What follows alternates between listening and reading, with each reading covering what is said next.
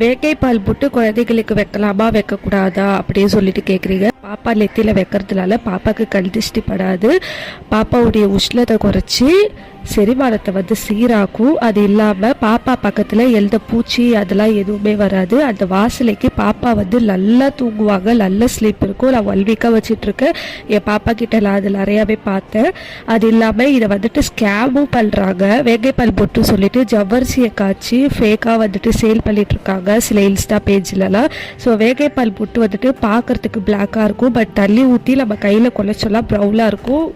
நீங்கள் பார்த்தீங்களாலே தெரியும். அது இல்லாமல் பாப்பாவுக்கு வேங்கைப்பால் பொட்டு கல்லில் வைக்கக்கூடாது. கல்லுக்கு மைதா வைக்கணும், நெத்தியில் கள்ளத்தில். அப்புறம் உங்களுக்கு வேணும்னா எர்த் வைஸ் சொல்லிட்டு ஒரு பிராண்டில் இவங்க சூப்பராகவே பண்ணிட்டு இருக்காங்க. இது வேலுங்கிறவங்க கண்டிப்பாக சீக்கிரமாக போய் பர்ச்சேஸ் பண்ணுங்க. ஸ்டாக் கம்மியாக தான் இருக்குது என்கிட்ட சொல்லியிருந்தாங்க. ஸோ இந்த வீடியோ பார்த்தவொன்னே சீக்கிரமாக போய் பர்ச்சேஸ் பண்ணிக்கோங்க.